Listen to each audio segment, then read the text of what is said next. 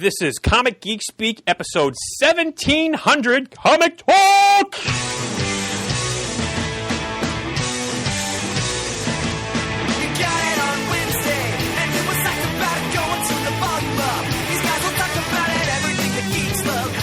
Laser beams, opinions like the seasons on everything you read in comics, movies, games, toys, artists, Comic Geek Speak, Comic Geek Speak, Comic Geek Speak, Comic Geek Speak, Comic Geek. Uniting the world's mightiest heroes. This is... I'm Brian Chrisman. I'm Shane Kelly. I'm Adam Murdo. And I'm Chris Eberly. And welcome to the show. Yes, once again, ready for our time-tested Comic Talk episode where we'll go all over the place about all kinds of things. We may even talk about comics. Somewhere in there. Somewhere in there. Fingers crossed. And you said 1700. 1700th numbered episode. Of course, long-time listeners will know that we had, for the first 300 episodes, they really weren't... numbered exactly chronologically. There were some specials that had their own designations, like a lot of... that fell outside the numbering scheme or sequence. Right. Of course, there was many spin-offs through the day. So there is over 2,000 episodes of Comic Geek Speak in one way or another, whether it's all of us or spin-offs or what have you there. So, yeah, but this one is number 1700. So we're going to have a nice old Comic Talk. Everybody here who's here. That's right. I don't make any sense.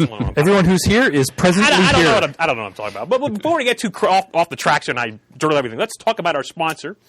This episode of Comic Geek Speak is brought to you by superherostuff.com, where you can go to for all of your superhero stuff. There we go. Yes, your one-stop shop for your geeky needs, whether it's for yourself, your kids, your significant others, neighbors, clergymen, what have you there. A congenial stranger. Yes, exactly. They've got it all, whether it's T-shirts, hats, hoodies, belts, pop figures, you name it. You want socks with capes on them? They got those. They got those. Of course, right now, they've got a lot of stuff for Deadpool. Deadpool 2, which just came out, and a lot of Infinity War T-shirts there. I see there's, getting ready for some of these, there's a Batman 3-piece grill set. There's an Infinity Gauntlet wristwatch with the gems around. Thank you. You're proud. I know my audience. Namaste. around the face of the watch. There's Green Lantern sleep pants. Of course, Father's Day is around the corner. Yeah, sure is. For your pops to get in their geek needs. My goodness. I mean, all kinds of new... I mean, Han YOLO Star Wars T-shirt. For the Han Solo movie. You only live once. There's even a Captain America 3-piece grill set. There's a Deadpool face padlock. Oh, my God, they got it all. Batman Animated Series pint glasses. You name it all. Merchandising. Exactly. And they're always running discounts and specials, so check out their website. They're on the Facebook. I think they're on Twitter. They have a newsletter. They're always giving out coupon things. So check them out. Superherostuff.com. You go to for all of your superhero stuff.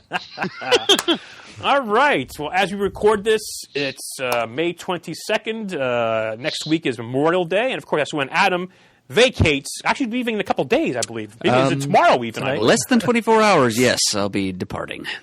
Not this Mortal Coil. You'll be heading down. I'm not shuffling anything off. No, I'm just you're just going to New Jersey. Packing up my meager belongings and my pussycat and driving to New Jersey. Yeah. And Murd, let me tell you, my fabled homeland, this state of New Jersey, there's a feeling of electricity in the air knowing you will soon be making the trek. I'm abuzz with anticipation myself, Chris. And of course, we're talking about heading down to the Jersey Shore, perhaps better known as Stone Harbor, for your summer jaunt at Murdo's Christmas Barn. Oh, shop. Oh, my God. I'm sorry, the barn is up here. The shop's down there. Ooh. Right. Slap me silly. And we're hoping that the tinfoil reaches long enough down there and the strings so we can have you on the show sometimes. I know we've had some problems in the past. We'll work it out about having you on the show. Or you can just drive back here and say hi. There exists a possibility that I will be Skype capable down there after all. Not with my own computer, but with a loaner. That's correct. So possibly. Oh, terrific. And as luck would have it, I'm going to be making my way back here for our dentist appointment next week already. So oh, wow. Might be able to slip in a recording then. Excellent. All right. Well, anything to start out with, because I can roll into all kinds of crazy topics here. Okay, Specific. there was no hesitation there. I'll roll a couple of things here.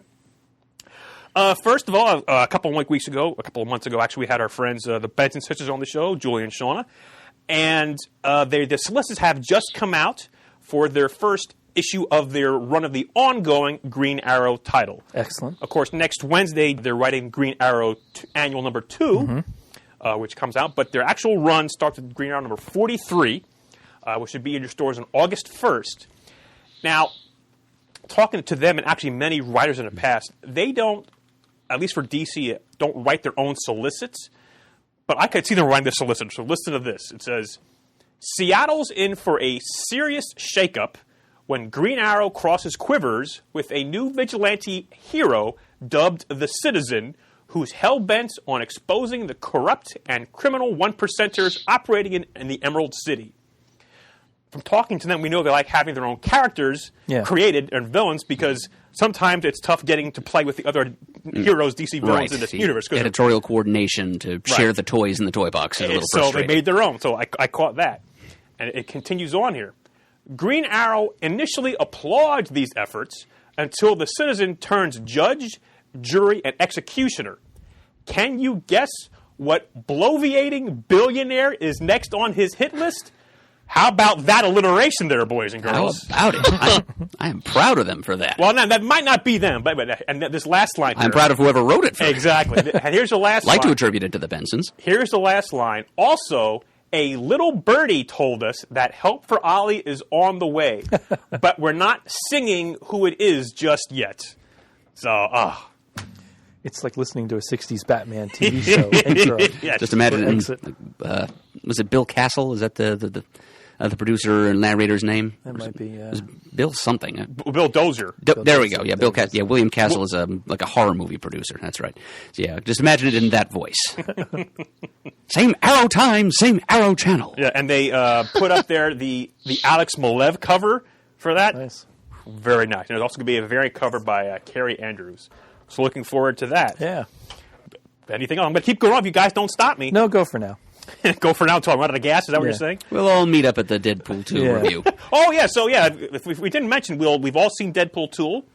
We've all seen Deadpool 2. Although he would have said Tool. Right. I mean, there is a character called the Red Tool in the DC universe. But this is a Marvel movie, and that's not why you call it. But anyway, so we'll have a discussion of that towards the end. So spoilers, forewarned is forearmed. Did anybody do anything for Free Comic Book Day? No. I really would. For like the third year in a row now, I've missed Free Comic Book Day through circumstances not in my control. I understand. That was May 5th this year. I did get to Golden Eagle 2 weeks ago now. It was a week after it opened, and got to hang out there and got some stuff that I was missing. So that was cool. Nice store. Yeah, it's the brand new location for Golden Eagle. It was nice. I like it. It was their grand opening. Yep. Took me on a tour down the hallway around to the game room. Oh, you see, I couldn't go there. It wasn't open when I was there. And they said, no, you can't go in there. What do you mean I can't go in there? Don't they know who you are? Well, that's what I said. Kidding around, of course. And they said, well, no, if no one can go back there, then you can't go back there either. I'm like, prison. It's cool. It's nice. I look forward to when Scott said about having just a few things yet to work out and get everything ship shape. But yeah, it's a nice space. Should work out well.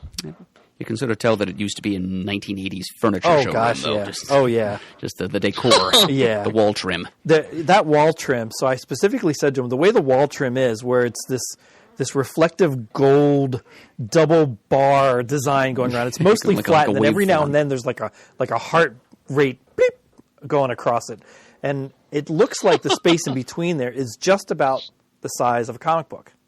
So if he'd put some kind of, I don't know, L-shaped bracket or something, at least in the bottom, he might be able to line that whole thing up with wall books, more or less, or something. So interesting idea. I don't know if he'd do it, but I was like, hey, are you going to do something? And he's like, yeah, we'll figure out something. I'm like, oh my God, this would be great. So I said, don't get rid of it. That's great 80s decor. You can't wreck it. Totally agree, Shane. Heck, might film an episode of Goldberg's there or something. God, it's very 80s in there. But it looked great. So yeah, I was really glad. I got to hang out for like an hour. Nice. So it was fun. Adam, did you do anything for Free Comic Book Day? I've sold Christmas decorations. Oh. Yeah, I was in Stone Harbor. It was our opening weekend down there for the shop. Oh, that's right. It was also the day of the annual Stone Harbor Boat Show / Seafood Festival. / Seafood Festival? Those were the words I spoke, Why yes. wasn't I informed about this? I see food, I eat it. Come on, you know that. Because he does not want you there. Oh, yeah, I'm sitting right here. You know what? If you'd like, I can invite you back for the Savor September. It's the fall version of the same thing, which is actually better stocked and better attended. Oh, can we work that out with the thing then as well? Oh, sure. No. That gets a little trickier. Oh. I wanted to have it in August this year, but I can invite people back for that. I guess there's also a big wine tasting tent, and I know some of our drunky friends would appreciate that. Yum. Drunky friends. Yes, Corsetto might be willing to make the trip back for that. So some sitting in the room would like that. Wine am good. Does Carlene feel the same way? Oh, yeah. Mm-hmm. Yeah. Well, then sure. Savor September. All right. Hey, Murdo's Pants is here. Give me some crabs. Oh, you will get your crabs, all right. Chris, what did you do, if anything, for Free Comic Book Day? Brother, my approach was very unsexy, and I just ordered some FCBD books through my DCB service subscription. And the only ones I've read thus far, of course, were Barrier by Brian K. Vaughan and Marcos Martin, which I have read the first 2 issues now. It's phenomenal. I don't want to give too much away because some listeners may not have read it yet, but again, Vaughan just writes any genre and he writes the hell out of it. So I'm very excited with that. How was it for you not having a Free Comic Book Day sale at your shop now that your shop is closed? Because you had one of those for the last several years. Did you have any withdrawal symptoms? No, I mean, I always enjoyed those sales because they were very comic oriented. And the one we did last year, and you were there, Pants. It was Murd was outstanding. It was one of your best ones ever, I think you said. Yeah, it was. So I mean, yeah, I missed that, but I don't miss a lot of other things. Okay, I understand. So, but no, I'm moving on in life, and I don't mean that negatively. So I'm not thinking about that too much. Okay. But I got some books through the mail, and I'm enjoying the ones that I read in terms of FCBD. Okay. Like I said, Barrier. I decided to make a weekend out of it and had a little jaunt. I did a little comic book crawl, if you will. I stopped at Gold Eagle first, headed up to a store in Kutztown. I should have these notes in front, but I don't have my notes. I think it was the Vault up in Kutztown. Oh, that sounds right. Was a comic shop actually sort of right down from the university there in town. It was in a very small brownstone-like building. And they had a lot of recent books, but they had some good back issues. I actually got a couple of old Doom Patrol books for like $3 a piece from the Silver Age. Wow. Right up my alley there. So I was happy to, give them some business there. I went to, I believe it's the Encounter at the Whitehall Mall, right across the street from the Lehigh Valley Mall. Lehigh Valley Mall in Allentown. That's usually a good store, too. It is a good store. And Jose Garcia Lopez was there signing. Oh, nice. Oh, wow. Because that was just after the release of the DC Nation #0, where he illustrated the Bendis written Superman story in that issue. Wow. So does he live in Pennsylvania? I don't know. I don't know how they wrangled him there, but that was a pretty good get. Yeah, right. Extremely good. Now, they had some of his artwork there as well from over the years. I think it was a collector friend of his. I mean, not necessarily for sale, but I saw like a real big splash page from like Joan Hex #2. Batman Hulk, he had pages from there from the 70s. Some DC Comic Presents #1 and #2 with the Flash and Superman. Wow. Like, but I believe that was a collector's friend of his. I was like, because I didn't want to be that guy. How much is this? Because I couldn't afford it anyway.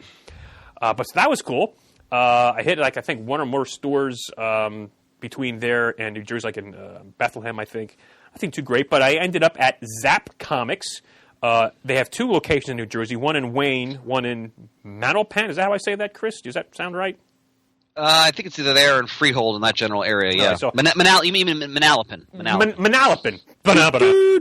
You didn't disappoint me. I love it.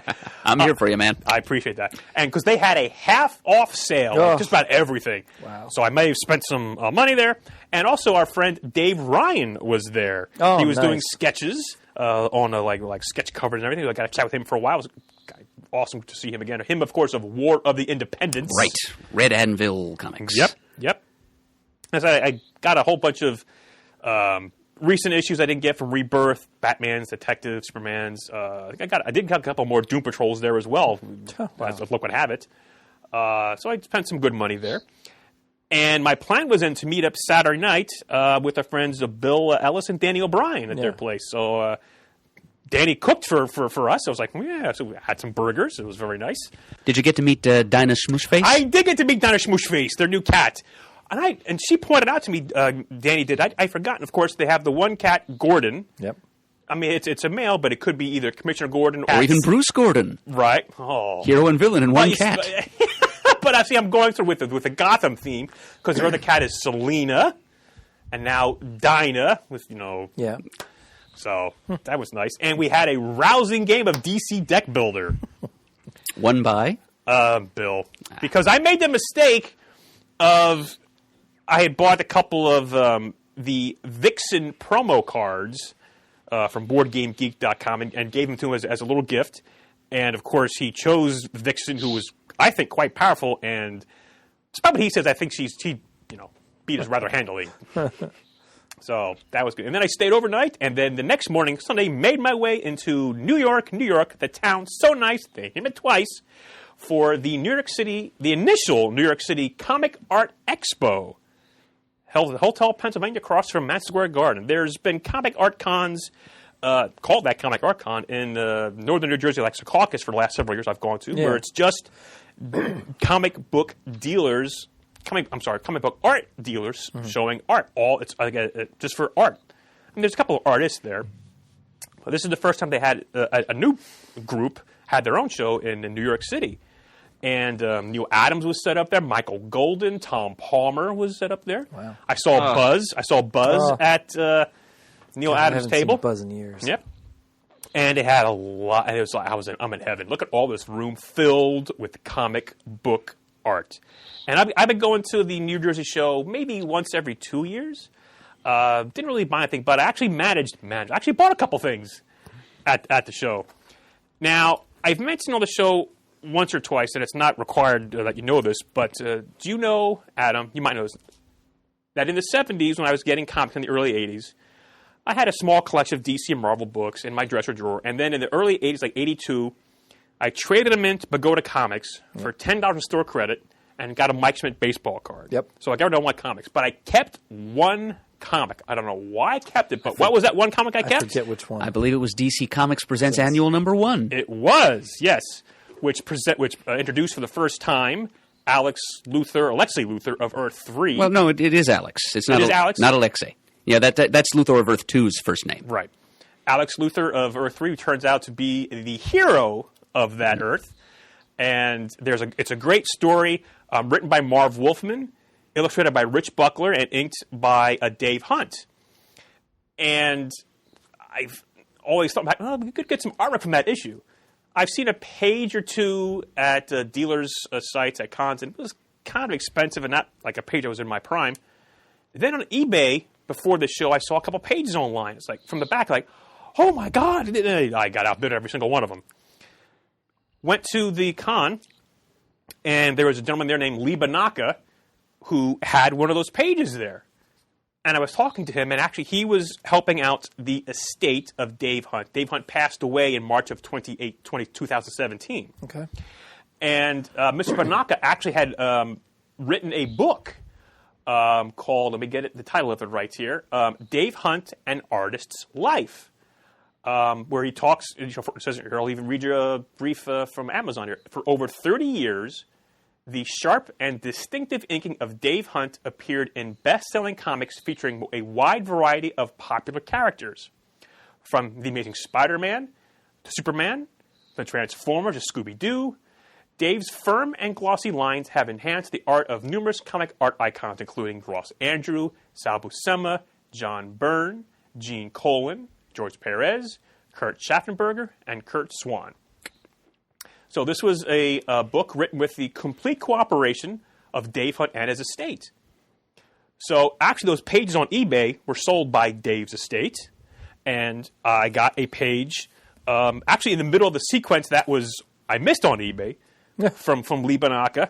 So it came right from Dave Hunt's collection estate. So that actually also gives some provenance. Sure. It proves where it came from. Yeah. So I have page 35 of DC Comics Presents Annual #1. the only comic book I ever kept. I posted this on my Instagram, but I'll show you guys there. It's a nice 6-panel page. Yeah. I'm sorry, Chris, you can't see it, but I'll show it to you at some point, Chris. Thanks, brother. With both Superman of Earth 1 and Earth 2. Yeah. There's a very nice shot in panel 4 of the Earth 1 Lex Luthor and the old, you can't, it's not color, but the old purple battle suit. Mm-hmm. Alex Luthor is up in the upper corner there, so that's really cool. So the one book that I got to keep, I got the art from. And it was reasonably priced. So you can find some reasonably priced artwork at these shows here. And multiple Earths in the last panel. Yeah. Now, the price in the back was not $25. No, I was looking. I always like reading the copyrights. Yeah. 1982. And I did get another panel page when I was there. I was looking through some other pages. Joe Giella's family, Joe is still alive. They have a lot of his artwork for sale. And they also art to collectors as well. And I was looking through his pages, and I came across this page from Teen Titans number 50. Illustrated by Don Heck. Wow. Inked by Joe Giella. It's page 11. And take a look at that, you guys, and tell me if that means anything to you at all. As they're looking over, because it has all the word balloons and the editor's boxes on it there. Oh, I love that. I think I have that issue. Any reason, any significance you can see to that? Is that why you would want it? Yeah. Yeah. Batgirl.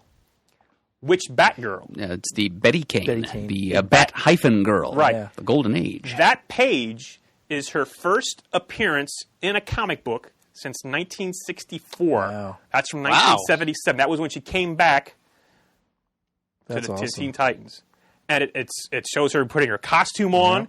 You see Hank Hall in it. And the dialogue between Hank Hall and Batgirl. Batgirl explains, now read that panel, something about that the other Batgirl, Barbara Gordon, is older than Betty Kane. The first panel? Well, no, down I think like the fourth panel. Oh, okay. Read the dialogue. Read your dialogue, Shane. Batgirl's the handle, but don't bother to introduce yourself, Hawk. You're Batgirl? Come off it. The real Batgirl is older, has a different costume, and red hair. Wow. So my question to you, Adam, is in continuity, if you know it, I thought that she was older than Barbara Gordon, I should say. I would have thought Barbara Gordon was younger. Yeah. Well, she appeared before Barbara Gordon did, but I think Barbara was pretty much an autonomous adult Okay. when she first donned the costume. But she mentions here that she was in retirement Yeah. for so long. And she'd probably gone on to become a congresswoman by that time. Yeah. Barbara Gordon, that Barbara is. Gordon, yeah. But Betty Kane was in retirement. And it's funny, in that first panel, Adam, read the editor's box there for me, from Julie Schwartz. Thrilled. That's neat. Aunt Kathy Kane, alias Batwoman, who reappeared in Batman Family number 10, Betty made her debut as the original Batgirl in Batman number 139. Signed, Julie. The reference Batman Family number 10, where Batwoman reappears, Yep. have a page from that book Yeah. by Dave Brown. Now, I'll tell you how much I paid for that. Don Heck, Joe Giella art, that's the pedigree. It came from his family, so I know it's legitimate. $200. Wow. Wow. Wow. Congratulations, Pansy. Once again, I mean this in a non-creepy way. You have the touch, my friend. You got the power! Yeah. It's not a Transformer. Yeah. So anyway, it was a fun time at the Comic Art Con. And, there is a niche to this, but you can really find some. I found a nice bargain at a $200 page there from 1977. Don Heck. My God, it's gorgeous. And I'll send you the scans then, Chris. Maybe I'd love to see might it, even Thanks. post them on the comic forums. I got a couple of shout-outs for some books I'm reading, if you guys don't mind. Actually, yeah, I want to ask you, Chris, about. Sure. Oh my God, I've drawn a blank. The R book with Brian K. Vaughan. Barrier? Why did I say R book? Barrier. It does have 3 R's in it. It does have 3 R's in it. So, I tried reading the Free Comic Book Day issue. Yes. And I've just been generally bummed out on comics. It's tough for me to get motivated to read comics right now. But I gave that one a try. And I got to a point early in the issue where, and this is I don't blame him for doing this, but the characters started speaking Spanish together. Yes. Yep. And there was no translation for it. Well, see, that's the language barrier. It's one of the central themes. Okay. Because I said, oh, man, I got to put this down because I didn't have the time to go look up the translation. Now, I know they've done it in books in the past. Also, I remember there was also books you had to like look up the interlac Yep. dialogue. So I mean, I get that for not having the break English, out your secret decoder card. right, for not having the English translation. But I just didn't have the time. So, but if I get past that, Chris, it's still I should get over that then. Oh, absolutely. I mean, like Murd said, clearly that was part of the theme of the whole book, the premise. But the art is so outstanding that you can even – because I know a few basic words and sentences in Spanish, and that's it. But the art is so well done that you really can kind of understand what they're saying to each other just by the body language from panel to panel. Yeah, I got a little bit of that, but I was in a foul mood to begin with, so I probably shouldn't have read that at the time. Well, yeah, if you're in a foul mood, then yeah, you might want to put that on the nightstand for another time. Yeah, but I definitely got it's like I said, it's one of the great masters. I mean, Murd just spoke recently when he read Private Eye. I know how much he enjoyed that. So I recommend everybody. I mean, if you just want to see one of the great living masters executing a comic, get Barry. It's Brian K. Vaughan and Marcos Martin. So loved it. I want to rave about another new book that just came out, if I may. Yes, you may. Isn't he swell, gang? So this is from Image, and this is a writer I always like to talk up when he does something new, which is Kyle Higgins. And this is called The Dead Hand. Wonderful artwork by Stephen Mooney, colorist Jordi Belair, and letterer Clayton Cowles. So, Shane, I think you would dig this too. This is, I think you all would, but I mentioned you, Shane, because the base of the premise of this book is okay. It's like the waning days of the Cold War. Okay. And what if an American black ops agent was influenced from childhood by the idea of being Captain America? So it kind of takes this notion of this young kid who grew up like in the 60s and the 70s watching the Batman television show. They kind of got away with copyright stuff here. Like They mention Captain America and they show a TV screen. It's clearly supposed to be Batman and Robin. And just how that kind of motivates him to join the military, and then he ends up in this, this Black Ops unit, and gripping artwork, and it ends on a wonderful twist that will so draw you into the next issue, so I'm not going to spoil that for people who have not read it yet. But I love a good Cold War thriller, and Higgins is definitely taking a really interesting take. Like, it's a very interesting perspective on that classic motif. And he's kind of throwing in the whole idea of a guy who is inspired by his childhood fantasies, becomes a soldier, and then he goes down this very sort of muddled path, shall we say. And then he ends up in a place more in the present day where it throws you totally for a loop. And I'm being vague on purpose, but Kyle Higgins is a writer I think just never gets the attention he deserves. Everything that guy's written that I've read, his Nightwing stuff, the Magnificent Cal, Hadrian's Wall, now this is top flight stuff. So I highly recommend The Dead Hand #1. I also wanted to shout out, I've shouted out before, but I just read the most two recent issues. The Ursus Planet of the Apes miniseries from Boom is phenomenal. David Walker again, who I also always like to praise. Now, we all remember General Ursus from Beneath the Planet of the Apes, right? Yeah. All right? It's like he was really cool gorilla with the battle helmet.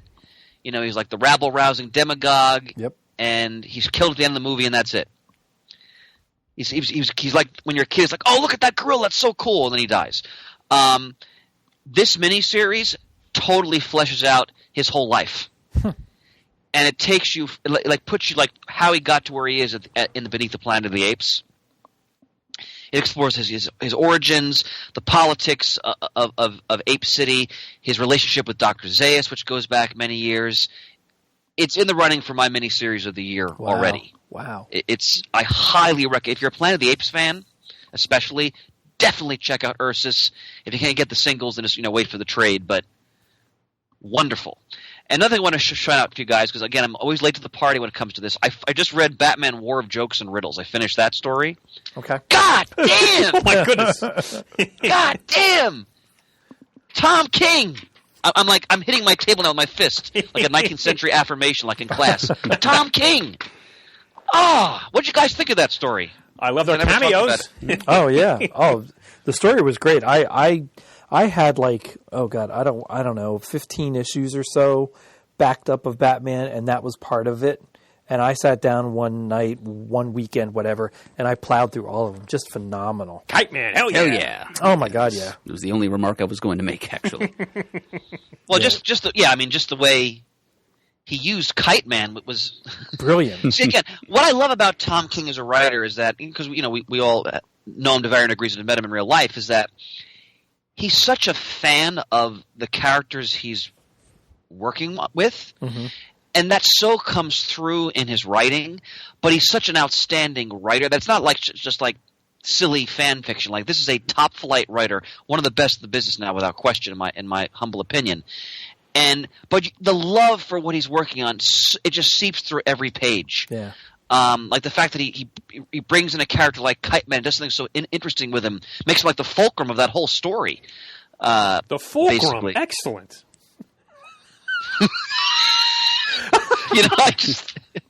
There's one of the things I look forward to when we do these recordings, Pants, is just what's going to come out of your mouth in an episode, man. Just tremendous. I usually edit it out, but I think I'll leave that one. I got to get a hug from you next time I see you. Anyway, so you have to talk to my manager about that. I'll put on gloves. Don't worry. Oh, that goes without saying. But I gentlemen, I'm like anything Tom King writes, I'm automatically excited. I'm looking forward to my library in the next, because I think the 5th trade is come out of his run on Batman, and I've ordered the next several issues, like of the whole wedding and all that, so I can kind of catch up and be current. But Shane, I haven't been this excited to read Batman in years. Oh, I'm right there with you. I mean, as much as I enjoy the Scott Snyder stuff, although I thought with Zero Year it just went off the tracks and was interminable. I agree with that. But this to me is like this is like we're just experiencing a classic run of Batman. Yeah. And like I mentioned in a previous episode, I can't wait for the omnibus for that. I mean, Pants, didn't he commit to 100 issues? Didn't you say that? Yes, it's what he told us. Yes. Yeah. Okay, so we're about halfway through. Mm-hmm. But what a journey! Like he just so like when he did the Vision, he just so knows the history of the characters he's working with, and he's so reverent towards it. It's so refreshing. And Mert, I wanted to ask you, because I've very little knowledge. What is like the basic origin of Kite Man, essentially? He's had very little background revealed about him over the past 50 years, or I guess more like 60 years since he was created. Originally, he was just like this hotshot aviator who bragged that he could fly anything, and so he decided to show what a skilled pilot he was, and also what a dreadnought would-be criminal he was by starting a career in crime based around kites. There was one issue of Hawkman from the 80s, and Hawkman number 4, yes, which I happen to own 2 consecutive pages from, which was inked by Don Heck. The title of the issue is, do you know what it is, Merd? If I told you it had a Beatles reference in it, what would that mean to you, knowing Kite Man's in it? Being for the benefit of Mr. Kite? For the benefit of Mr. Kite, yes. But yeah, it was written by Tony Isabella, I think. Penciled by Richard Howell, inked by Don Hick, and I have 2 consecutive pages with Kite Man in it, battling the Hawks, and he mentions about Golden Eagle, which of course is a local comic book store, and there was a character in right, as if he was in the Titans West, and kind of got deeply enmeshed in the Hawkman continuity. Eventually, it was revealed that he was the son of a Thanagarian spy, and yada yada. But anyway, yeah, Kite Man was in that issue too, Chris, and it is in one of my shopping lists to find a copy of that issue because it does delve into Kite Man's childhood a little bit. Man, I tell you, I got a segue for that in a minute. If you're done there, Chris, or if you want to keep going, you can keep going. Thanks, honey. I appreciate that. Yeah, I just, Mert, thank you for that, because the way they use the character in the story and the scenes, Shane, how about the scenes with his son? Oh my God! Yeah. Oh, that was devastating. Yeah. Did you mention his actual name? Charlie Brown, as in Charlie Brown, the kite flyer versus the kite eating tree. Yeah, so Tom King is the best friend Kite Man has ever had. Without a question. You're not kidding. Yeah, clearly. I couldn't believe when I read that issue. I also wanted to shout out, just segueing with Batman, anybody reading the Deathstroke Batman crossover in Deathstroke right now? I am not. No, I'm sorry. Mm-mm. Okay, it's Christopher Priest writing Batman and Deathstroke. Mm-hmm. So right there, that's exciting for me. But this is a immensely entertaining story where the whole crux of the story is he's cast Damian's parentage in doubt, and we're not sure now if it's Bruce or Deathstroke, who was the father of Damian. So really, again, it's Priest, so it's great political intrigue, and it's just he has these two, master combatants going at it, both in terms of strategy and physical prowess, and that's immensely fun. I highly recommend that. And let it always be said that I'm always late to the party. I haven't maybe just briefly on other shows. I wanted to give another shout out because we're celebrating Superman's 1,000th issue in Action Comics. Has anybody read Superman: The High-Flying History of America's Most Enduring Hero by Larry Tye? No. I'm not even sure I'm familiar with that. Okay, it came out in 2012. So funny thing here, Pants, is that I'm sure I ordered this from Diamond in 2012, and then it went into a pile, and I just started reading it just, the past few months. It's a quick read. So you're saying you have a pile from a few years ago you're pulling from reading books from? Who does that sound like to you? Every one of us in this room. But we have to make it clear, though, that mine is a little more than a knoll, whereas, Merge is akin to the Himalayas, so we have to bear that in mind. Mine's the little farce that you walk through from the knoll to the Himalayas. A mighty peak. Yeah. We're having fun tonight, boys and girls. Of course. But I recommend this to everybody, both you guys and listeners, because it's a wonderful sort of overview of Superman's entire history. I'm sorry. You say oratory? Overview. Okay, I'm sorry. Yeah, of Superman's entire history, not just the comic, but also the multimedia, the Siegel-Schuster controversies. It's a really fun read. And Pants, you'll especially appreciate this. I didn't know a lot about all the history behind the George Reeves show and, his death. I mean, I knew a little bit about that, but they really go into that in this book. It's a fascinating story. I made me want to watch Hollywoodland, which I've never seen. That's very interesting. Yeah, I haven't watched that either. Really? Yeah, not Hollywoodland. Not yet. Yeah. It's a very interesting. Very interesting. So the book, because I know Pants, how much a fan you are of old school television. Absolutely. So they really go into that quite a bit, and just the whole history of that show and the radio programs. It's a well done, very accessible history of Superman. I recommend. And my last shout out, and again, very late to the party, but this is in Jamie D's honor. So just a few months ago, again from that fabled Knoll, Pants, I finally read The Fifth Beatle. I have that. I haven't read it either yet. Vivek J. Tiwari. Yeah, art by Andrew C. Roberts and Kyle Baker. I got to tell you, this is. I read that they may make this into a television show. Yep. First of all, again, if listeners are familiar, it's all about Brian Epstein, who was the guy who found the Beatles in the Cavern Club, and offered to manage them, and kind of gave them their whole direction with their look and their whole approach in terms of their image. And this is all about. There are some fantastic elements of the story. They have some elements of it that are, sort of mystical and supernatural. But it's about his whole life and what he dealt with both before becoming the manager of the Beatles, and then the challenges of being the manager and how it affected him. It's one of the most compelling OGNs I've read in recent years. And again, I'm very late with this, and the artwork is just stunning. Beautiful. Ooh, you're not kidding. And the way they capture different sort of when they had the Beatles in the Philippines, that's when they were chased out of the country. They had a totally different art style for with that. The Marcoses. Yeah, exactly. If you love a good OGN, or let's say you have a loved one who loves the Beatles but they're not in the comics, give them this because, and I hope they do get this onto the screen because I think it really would lend itself to a wonderful film or miniseries on like a high-end cable channel or something like that, or Netflix.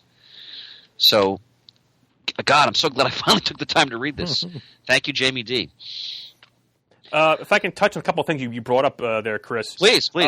If you're not following Tom King on Twitter, you probably should because he's always tweeting out wonderful things. He tweeted a couple of pictures of like old comic books, like Batman. I think the wedding of Batman and Batwoman. He tweeted out and said, He tweeted out the cover to actually tweeted out the comic of one of his original own comics that he took to camp that his mother wrote his name on, a Captain America comic. So that's awesome. And with this past weekend having the royal wedding, it was fun watching all my comic book fans put on their feeds like, this is the only wedding I want to see. And they either put out Kitty Pryde and Colossus or Batman and Catwoman. Ryan Drost, I think, did that in particular. So I like that. I like when he teases about coming up soon in Batman, and it's a little snap of artwork or something. Or he has like action figures of like Batman and Booster Gold fighting or lying around there. It's awesome.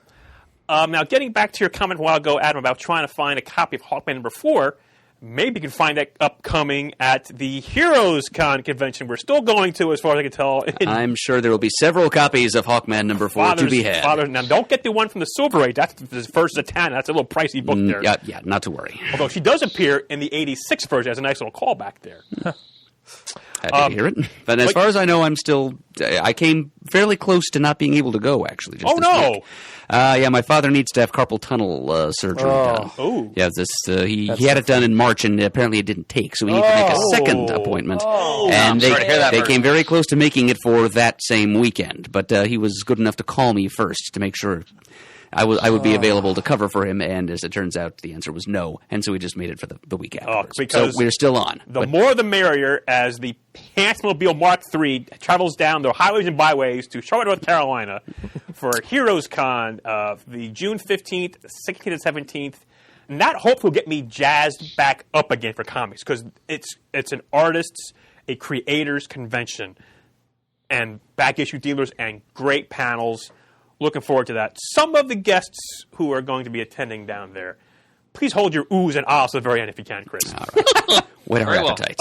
Bob Almond, Roger Antonio of Batgirl and the Birds of Prey, Daryl Banks, Jeremy Bastian, my goodness here, Pat Broderick, Buzz will be heading down there. Looking forward to seeing Buzz again. Michael Cho, who does these great variant covers for Batwoman, did a lot of the covers for like the Silver Age reprints of like Justice League and Suicide Squad and World's Finest.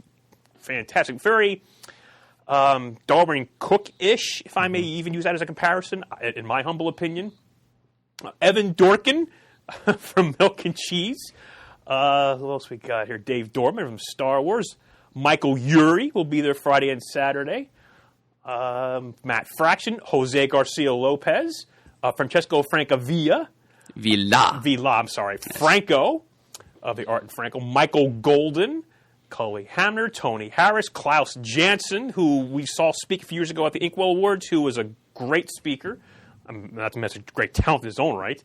Joel Jones, Matt Kint, Jason Latour, Chris. Carrie Nord, who's been mentioned on the show several times in the past. Kevin Nolan, who, Kevin Nolan, I just saw that. Oh, I love his work. I have to see if I'm sorry, I didn't mean to just pause there. I actually held my oohing and ahhing till the end. Really? Oh, man. Speaking of oohing and ahhing, Jerry Ordway. Wow. Has he been going to Heroes Con very much recently? He has, actually, yes.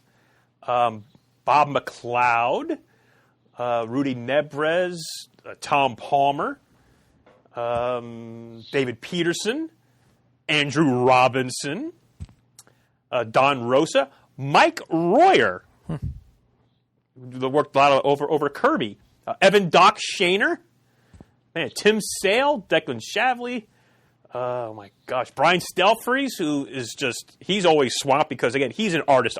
Everyone comes and watches him draw. Jim Steranko, Babs Tarr, Roy Thomas. Mm-hmm. Is there going to be another Thomas Ordway panel, do you suppose? I certainly hope so. If I'm going to be right there in that front row if I can help it. I have yet to see one, and I want to. Oh, my God. And Lee Weeks. Jeez Louise. Wow. Hey, I'm not sure there's a room in the Pantsville, Chris, but I know it's Father's Day weekend, Shane. And, I know. But just a great... Oh, I can't pants because that's right when final exams are happening with school, so I have to stay close to home for all that crap. School schmool. That's my motto. It's like work. Would you say work? And I'm pretty positive we will see Eric Nolan Webington there of Tomorrow's Publishing, because they're always set up there. And yep, so they are. He might even have some of his family in tow. Anything else? We want to talk some Deadpool Tool. Well, I did it again. Damn it! Before we talk about the Tool, I said last time I was on, which seems like an eternity, or somewhere before that. I was trying to read through Starman again, which I'm still trying to work through. I'm trying to get caught up on Justice League for this whole revamp that's going to happen again. I read the first issue of SIP. And then Don't abbreviate. Strangers in Paradise. Thank you. Then I got the next 2, and then I sat down and read all 3 of them together, so that was a pleasure. But in between waiting from issue 1 to come, that I had to issue 2 coming out, I picked the first volume of that up, and I started to read through that too, and have these various things placed around the room. So that Isn't that awesome, though, the history he's pulling? Oh, my God. He's pulling from his own history when he's writing this new stuff? Yeah. Oh. Still looks absolutely gorgeous. I'm sorry, I'm winging on again. But that's exciting. I was doing really good at going up and reading at least a book a night, and I got away from that a little bit last couple weeks. I am so undisciplined. Motivated? No, well, but also undisciplined. I should be doing that because I'm just it's hard with everything going on. It's hard. I get up there to do it, and I sit there, check my email, and then all of a sudden it's like 10:30, and I'm thinking, and then I just watch a movie or something and go to sleep. But before the last couple weeks where it was so busy, and it should be freeing up again, it was easier to just go up, read an issue or 2 of something, do whatever else I was doing, then go to bed. But yeah, the last couple weeks I haven't been so disciplined at that. But still trying to get caught up. I'm trying to so I get most of what I get from Marvel's just the Star Wars books anymore, for right now anyway. And then when you get certain DC books, you get a digital code, just like I do on the Star Wars books. I have a backlog. It's got to be like a foot high of digital codes to download. So at some point, I'll go racing through those to get them in before they start expiring. But yeah, just trying to get caught up on things. I did read Action 1000, and I did get that hardback. I don't know if you ordered it or not. The 80-year Action Comics anniversary. Yeah, I ordered it. I've thumbed through it. Yeah, I did too. I read the first, of course, Action Comics #1. Read through that a little bit, but that was a very nice presentation. Very nice book. But one of the great things is, and actually I was at a friend's house who had that, and he read to me the Marv Wolfman introduction. I didn't do that yet. To the story that he literally saved. It's a fantastic story. I've heard so many. It's a heartbreaking story when you think of what else wasn't saved, but it's a great story. Just reading that prose piece, his introduction, is worth it in my opinion. Yeah, so it's a good book. All right, so Deadpool 2 came out last weekend. It's a tool. We've all seen it. We're going to discuss it now, and we'll see how it goes with spoilers and so forth. I'll just say that I saw it twice, and even on the second viewing, there are just certain parts. I don't know if you know about this about me, guys, but I love to laugh. Loud and clear. And I just let it go. And even on the second viewing, I'm laughing so hard, I got people turning around to look at me, and I'm just enjoying myself. It's just, probably thinking, shut the hell up. No, but it's just some You should have. It's a comedy. I was just laughing my ass off, especially the whole thing with the X-Force when they met their demise, shall we say. I was dying. Oh, yes. When the Vanisher reappeared. And I caught it when he appeared. I'm like, wait a minute. That's was that Brad Pitt? And that was Brad Pitt. Yeah, I caught it. He was. I'm not the best at facial recognition sometimes. To me, it was just some guy with a beard, but the people around me were saying Brad Pitt. As soon as that came out, I'm like, wait a minute. And the guy I was with, he looked like, was that Brad Pitt? I'm like, yeah, that was Brad Pitt. And the dialogue in the car chase, where you hear Deadpool talking and he's mentioning, and he goes, and the guy can't draw feet. Oh, my God, I lost it at that point. And I don't know that most of the audience I was with got that. No. So most audiences, most places didn't get that. That's what I'm hearing. That was for us. Okay, so yes, it was. So Deadpool is not my favorite character at all. I almost cannot stand to read a Deadpool comic. I never have. I love the movies. They're hilarious. I didn't go see the first one in the theater. I waited till it came out. What the hell is the matter with you? Because I'm not a fan of the character. But when I watched it, I loved it. So going to see this movie was no brainer.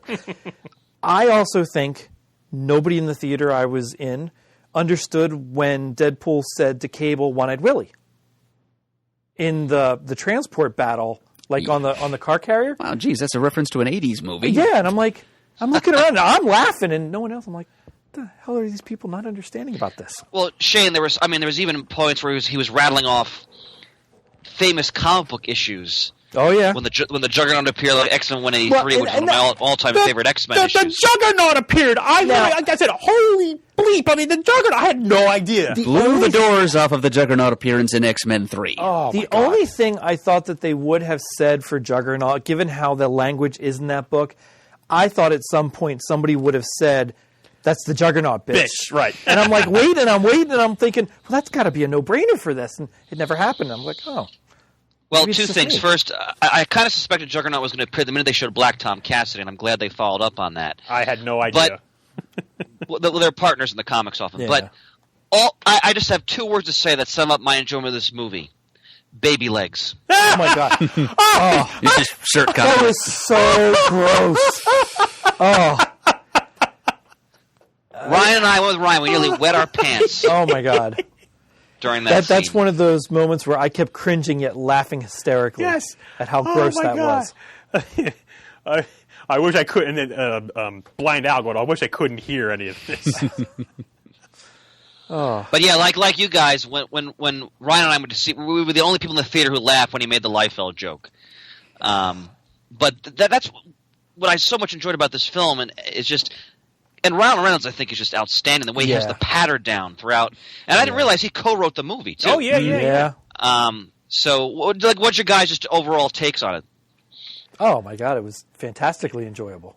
There were some points where I was like, oh, a drug for me. So if I had to give it, I'd give like an overall, like maybe a 3. Oh really? I thought it was better than the first one. No. Well, see, I saw I saw them back to back in a IMAX double feature Thursday night, so I really dug the first one. The second one was kind of and I didn't realize it at the time, but I see it's now becoming a thing online about the fridging. Right. Yes, that was one of my key quibbles. Go right ahead then. Well, first, before I say anything about that, the first thing I was going to ask was whether or not we all thought it was better than the first one. We've got one yes and one no. Chris, what did you think? I thought it was comparable. I mean, the first one so perfectly captured, I think, the essence of Deadpool. I mean, to me, this is a sequel in the best sense of the word. I just thought it just kept going with what the first one had started. I liked the whole what they did with his girlfriend, and I thought that they were trying to. I don't know if they're trying to balance the humor with some pathos, which you can never fully do with Deadpool because it's just he died like 6 times at the end and all that silliness. But I don't know. They're almost like one movie to me, honestly. I enjoyed it as much as the first one. But if you would have told me that towards the end of the movie, I'd be in tears, that whole aha scene with the slow version of the Take on Me and the reaching thing, I'm not gonna lie, I was bawling there. Oh, okay, crying, not laughing until you. Oh no! I was seriously bawling there in the audience there. That really hit me. It didn't hit me in the same place. Well, because you're dead inside. I suppose that one didn't hit me in the same. You're dead inside. Well, then I've got that in common with the film's How protagonist. the hell am I not dead inside? Okay. Out of like what 15, 20 years that I've known you, and this is the one time that we're all dead inside. He's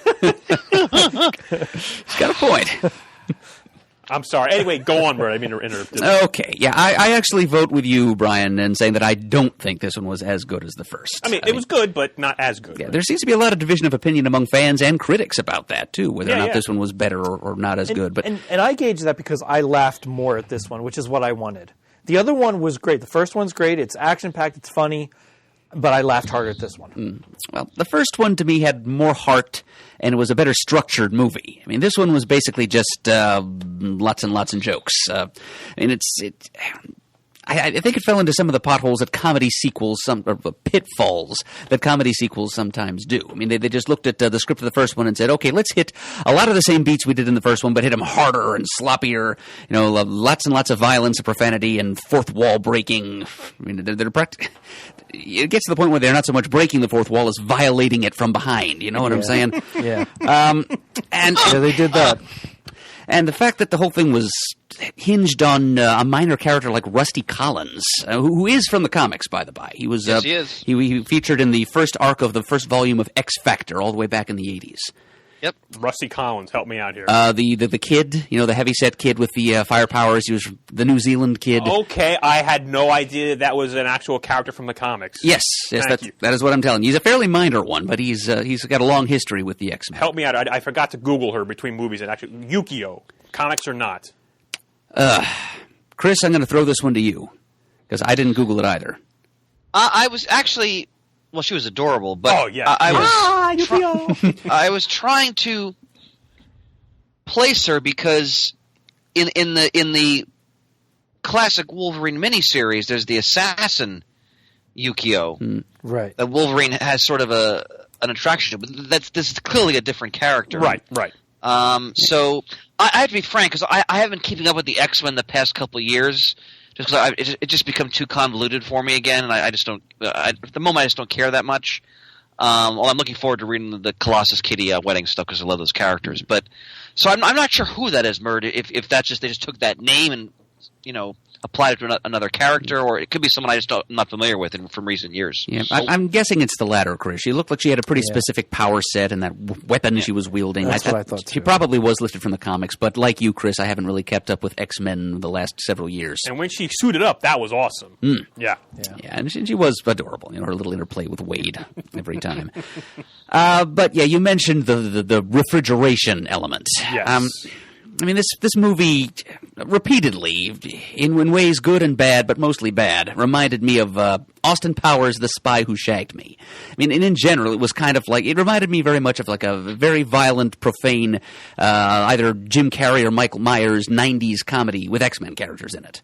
And one of the thing that really turned me off about the Austin Powers sequel was that in the opening frames, practically, Austin Powers, who had this nice little happy ending at the end of the first movie, he gets that yanked out from under him, his love of his life. Vanessa. Right, Vanessa. a fembot. Elizabeth Hurley was revealed to be a fembot and then exploded.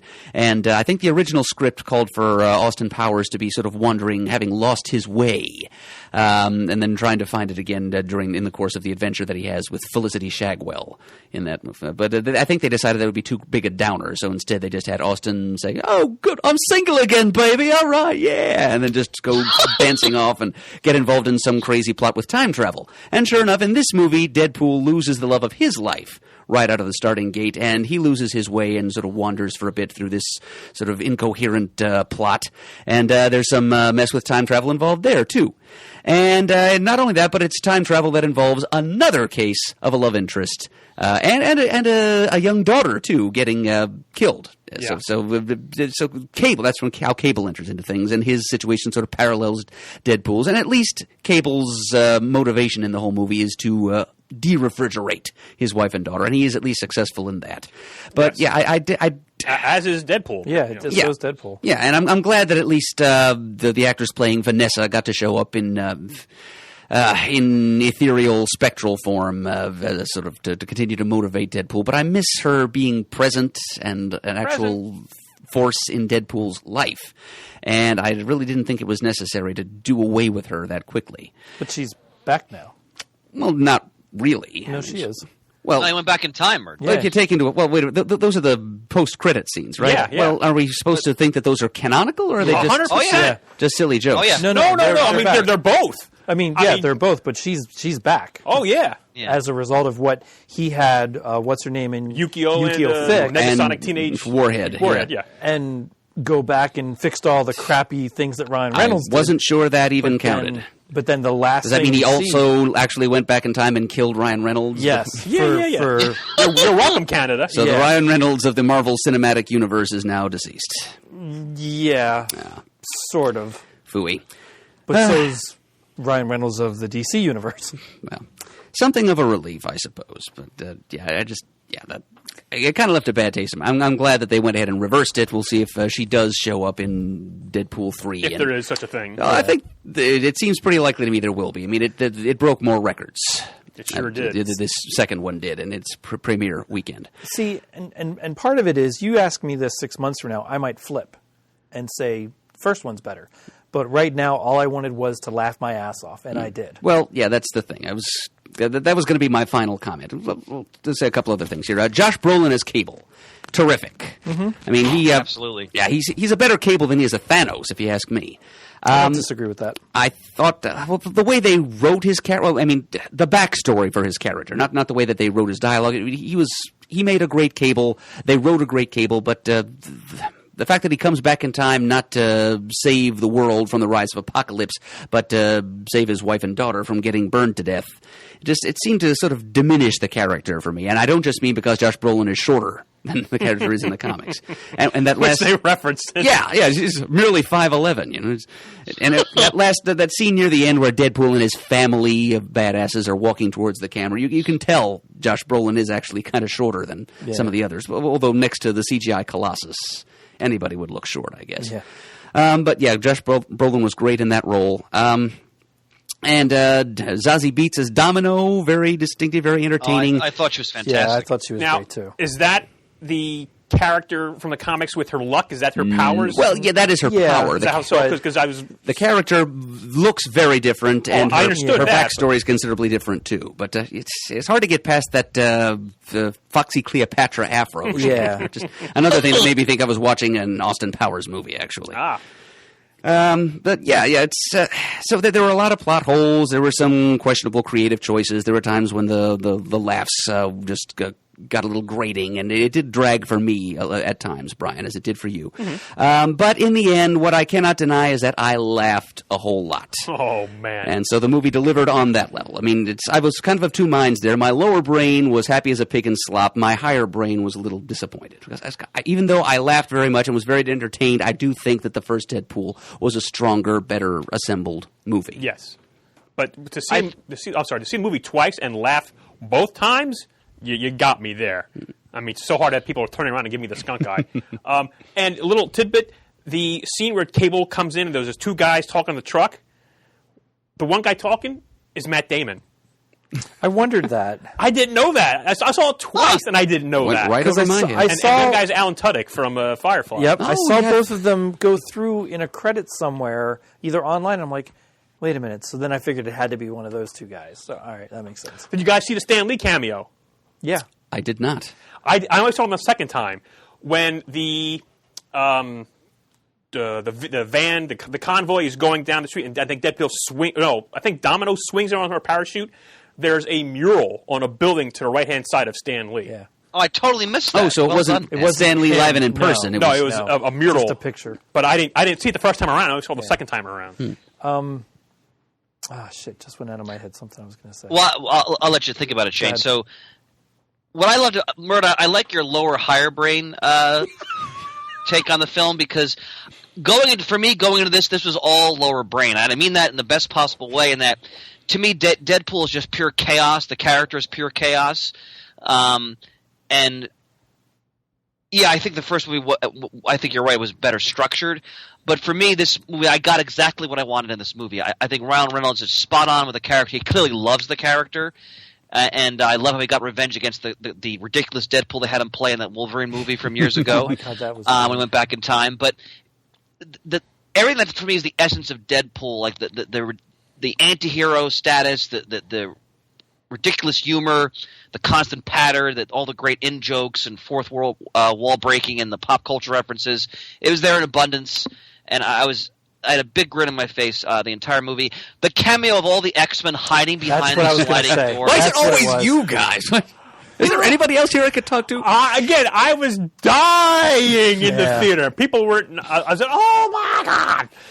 Yeah, that's what it was. It was the cameo. And that reminds me. I have a continuity question for you, gentlemen. Just out of fan movie going curiosity. In the X-Men movies, because Deadpool is part of that universe. Mm-hmm. At least on the periphery. Where is time now? Because I've lost track. So the next X-Men movie to come out is Dark Phoenix Saga, is Dark right? Phoenix, and it should be in the 90s. And to tie into that, you notice the name of the mutant orphanage where young Russell Collins was tortured? Yeah. It was the Essex School. Essex as in Nathaniel Essex, as in Mr. Sinister. Mr. Sinister, big-time X-Men villain, who is supposed to be, or at least so is implied in one of the post-credit scenes of X-Men Apocalypse in the next X-Men movie. That's right. Yep. Because I turned to you at the movie and said, "What the hell is that?" And we had to Google that and figure that out. Nice. So, I'm really diving deep here more than I probably should, but just out of fun. So, Logan the wonderful film, which he also referenced with a joke with that like bobblehead device at the beginning. Oh my God, that's great. That's way in the future, then, correct? Yes. Okay. Way. So that takes place. So at the end of Days of Future Past, you had Logan come back, go to the professor, and say, "I think I need to be caught up." Then Logan, the movie, takes place after that. Well after that. Right. Okay. So right now, the movies we're dealing with now is the X-Men of the past, or because they restarted time when he went back because in Days they of Future restarted. Past. You're getting, in my mind, you're getting what the new continuity is since they fixed everything. Gotcha. From Days of Future Past. So that's what I thought. The whole Dark Phoenix and confirmation. Everything that's going to happen forward, we may touch on things that happened in the first literal or whatever first 3 X-Men movies may happen again, but some of it will go differently because when Logan comes back to the present in Days of Future Past, you have Jean, you have Scott, you have the professor, you have everything the way it should be. So something is different, even if similar events happen for what we know as the first 3 X-Men movies. Right. Not incredibly important, just fun. I was just curious. Thank you. Freaking swears. I give it a 3. I'd give it a 4. I give it a 3 also. I'd give it a 4. Okay. Chris, are you still with us for a few minutes? You have to go. I have to abscond, unfortunately. Okay. I have to bolt myself. All right. Well, gentlemen, it's always a pleasure to have you whenever you can make time. Yeah, you're not. I know you're busy, very busy. And more so than I now touch my heart in a Roman salute from one legionary to another.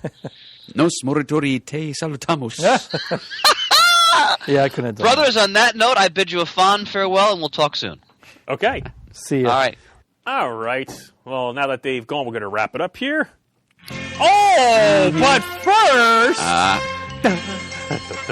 You did not get the drop on me, my friend. I've been waiting for it. Crap what I had. It's so tough to fool you sometimes. But yes, once again, it's time for our trivia segment, Muddle the Murd, where if you send in your questions 3, once again, you send in your questions 3, you could try and muddle the murd, because the next one in our queue came from Adam Stabelli. He only sent 1 question. Huh. So I will have to put that aside, and because I don't look him ahead of time. So I'll let him know that, hey, if you want to send 2 more, we'll put you back in the queue. Actually, you go right to the top of the queue. But because of that, we have to go to the next one in the queue, which happens to come from Dr. Eamon Clark in the UK. Well now.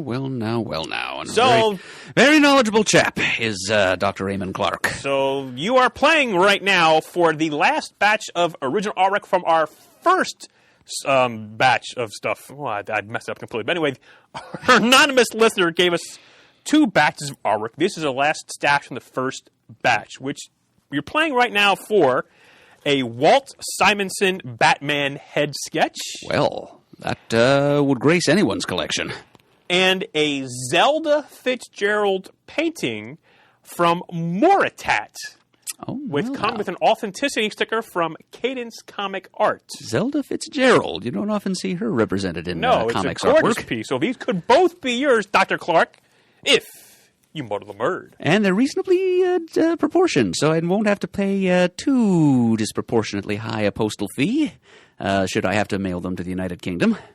Okay.